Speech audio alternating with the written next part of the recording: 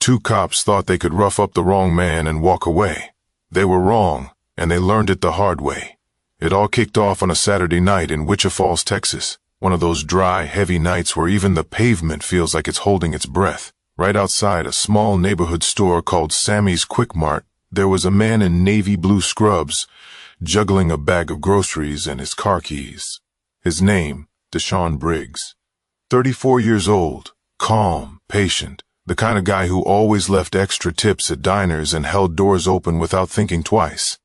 He just finished a 12-hour shift at Shepherd Medical Center, patching up patients, running between trauma rooms, doing the work nobody clapped for.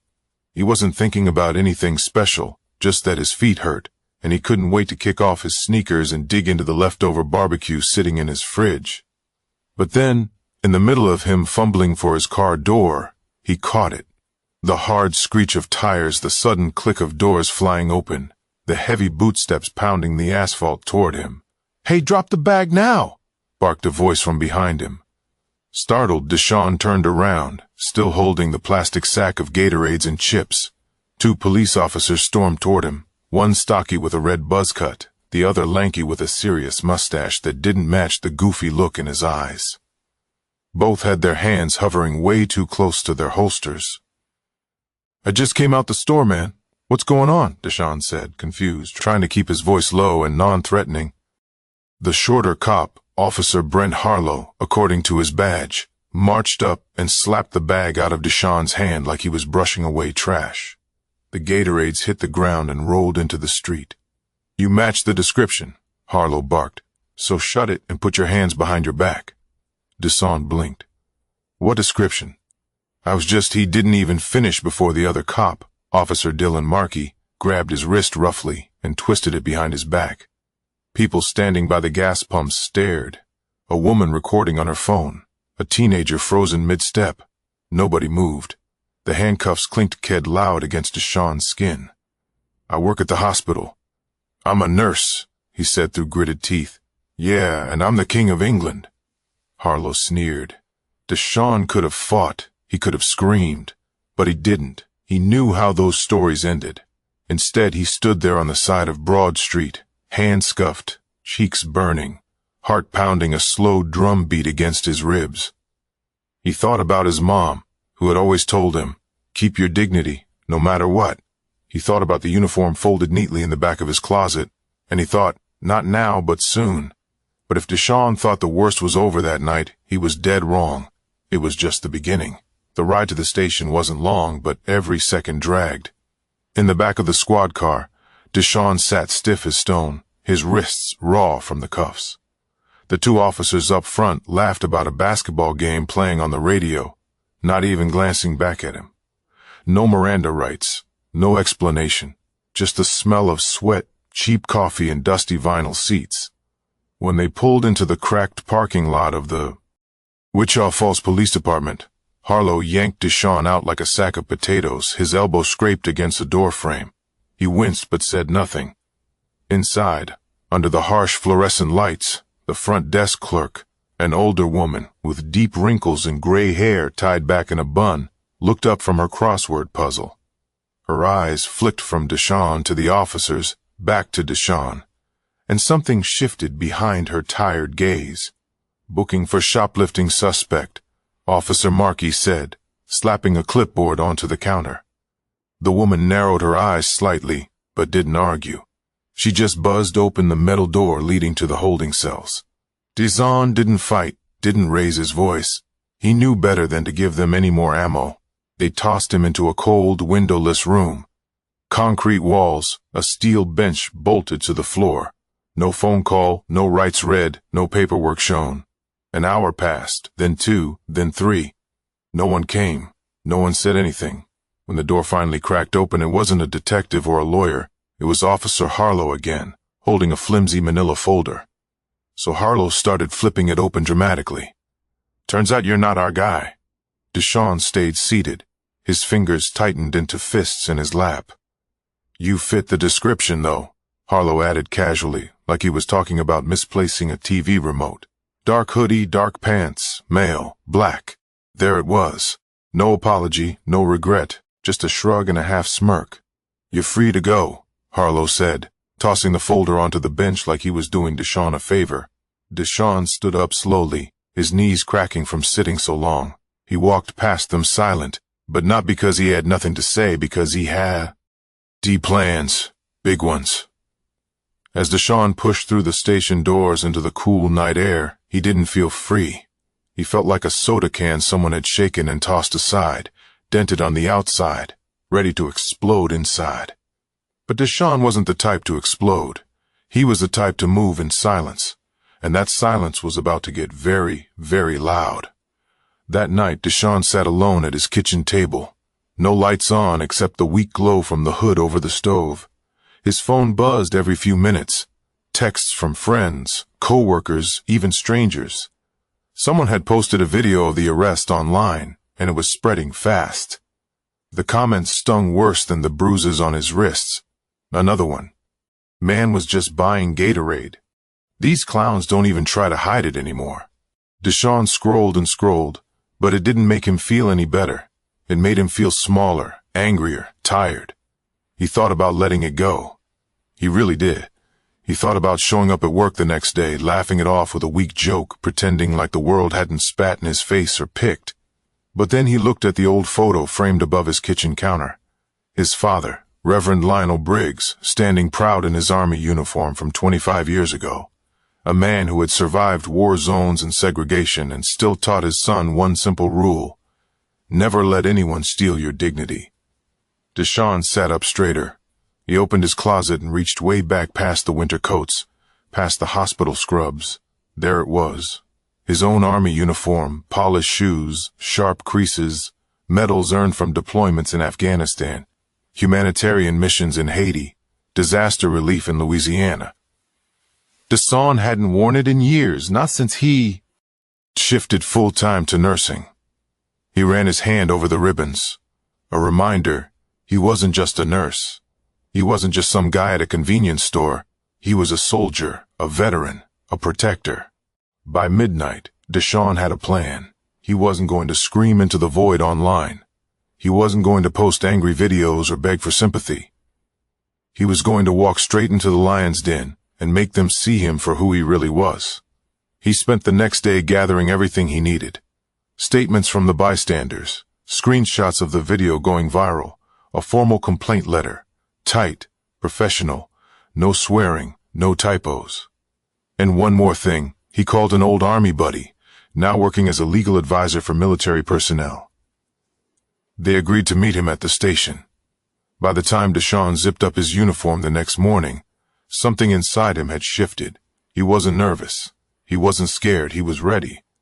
But Deshaun didn't know yet, as he straightened his tie and laced up his polished black shoes, just how badly the two officers had messed up their own futures. The station looked different in the daylight, less like a fortress, more like a tired old building, trying too hard to look important. Deshaun pulled into the parking lot right at 9 sharp. He stepped out of his car slowly, deliberate. The sun caught the medals on his chest, silver, gold, bronze. Little flashes of a life most people couldn't even imagine. Across the lot, people paused. Officers on smoke breaks lowered their coffees. A rookie, no older than 23, nudged his partner and whispered something under his breath. Deshaun didn't rush. He smoothed his sleeves, adjusted the brim of his army cap, and walked straight through the double doors. His boots echoed sharp against the tile floor. Behind the glass of the front desk, the same older woman from 2 nights ago blinked up at him. For a second, her mouth opened like she wanted to say something, but she didn't. She just buzzed him through.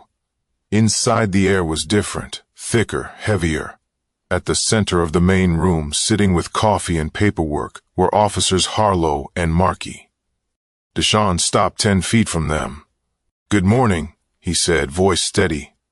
"I'm here to file an official complaint regarding an incident involving your officers." He could see it, the slow turn of Harlow's head, the double take, the way Markey shifted in his seat, the color drained from their faces. Recognition hit them like a truck. Markey muttered something under his breath. Harlow's hand went instinctively to his belt like he was searching for something to ground him. "Sir," the front desk clerk called gently from behind him. "The watch commander will see you now." Deshawn nodded once sharply and followed her down the hallway. Waiting for him inside the office was Captain Elise Monroe, late 50s, salt and pepper hair, no-nonsense posture. And next to her, leaning casually against the wall, was Captain Jeremiah Knox, his Army JAG badge clipped neatly to his belt. They stood as Deshawn entered. Captain Monroe's eyes lingered on the rows of ribbons and medals across Deshawn's chest. There was a pause, a moment where the weight of what had happened seemed to fill every corner of that room. "Mr. Briggs," she said finally, her voice low, "thank you for coming in." Deshawn laid the complaint packet on the table, tight, professional. No yelling, no begging, just facts. Witness accounts, video evidence, proof of wrongful detention, proof of physical injury, proof of humiliation without cause. Captain Knox added 2 sheets of paper to the pile, a formal notice requesting an internal investigation, and an advisory notice for the Department of Defense to be informed of mistreatment of military personnel. Monroe's face tightened. "You understand this is serious," she said. "I understand exactly how serious," Deshawn answered, locking eyes with her. A beat passed, then another. Outside the glass window, Harlow and Markey shifted uncomfortably. They could see everything happening, but they couldn't stop it. Captain Monroe nodded once, sharp and professional. "We'll be initiating an immediate review," she said, "and pending the investigation, both officers will be placed on administrative leave." Deshawn didn't smile. He didn't pump his fist or shout or gloat. He just collected his copies of the paperwork, tucked them under his arm, and turned to leave. As he passed back through the lobby, he caught one last glimpse of Harlow and Markey. 2 men who thought they were untouchable. 2 men who laughed at him, roughed him up, tossed him aside like garbage, now sitting pale and silent under the very weight they had built for others. But the real storm wasn't just coming for them. It was already here, and there was nothing they could do to stop it. By Monday morning, the city of Wichita Falls was buzzing, and not in a good way. The video of Deshawn's arrest had exploded. Local news anchors were running segments every hour. Headlines shouted from every screen. Nurse and Army veteran wrongfully arrested by Wichita Falls PD, caught on camera. Humiliation without cause. Even national outlets were picking it up now. By noon, the mayor's office released a stiff statement promising a thorough and impartial investigation. At the station, Harlow and Markey weren't sitting so tall anymore. They showed up for their shifts, looking like they'd aged 10 years overnight. Whispers followed them down the halls. Officers who had once laughed at their jokes now avoided eye contact. Then came the official notices. Administrative leave effective immediately. Internal affairs investigation launched. Civil rights attorney retained by Deshawn's legal team. Markey tried to play it off, shrugging to a few colleagues that it was all a big misunderstanding, but nobody was buying it. Harlow stayed quiet, his face tight, his fists buried deep in his jacket pockets. Deshawn didn't need to yell. He didn't need to storm the station or stage a protest.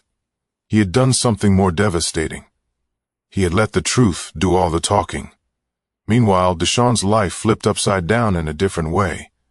He found himself flooded with messages of support from nurses, soldiers, neighbors, even strangers from across the country. "Thank you for standing up. You make us proud. We're with you." It wasn't just sympathy, it was solidarity. One afternoon, while Deshawn was grabbing coffee at a small spot called the Grindhouse downtown, an older man in a Vietnam veteran hat tapped him on the shoulder. "You didn't just fight for yourself," the man said, voice growly but strong. "You fought for every one of us who's ever been treated like we don't matter." Deshawn nodded quietly, emotion catching in his throat. Sometimes the loudest victories are the ones nobody sees on TV. Over the next few weeks, both Harlow and Markey faced official disciplinary hearings. Reports leaked that several past complaints, once buried or ignored, had resurfaced thanks to the investigation. It turned out Deshawn wasn't the first innocent person they'd cornered. He was just the first one they couldn't bury. Within 2 months, both officers were suspended without pay. Internal recommendations were made for termination. And quietly, away from the cameras, civil lawsuits were brewing. Not just from Deshawn, but from others who finally felt brave enough to come forward. As for Deshawn, he didn't disappear. He didn't hide. He went back to work at Shepherd Medical Center. He kept saving lives. He kept showing up for people. Only now, when he walked through the hospitals, people didn't just see a nurse. They saw a man who had faced the worst and stood taller because of it.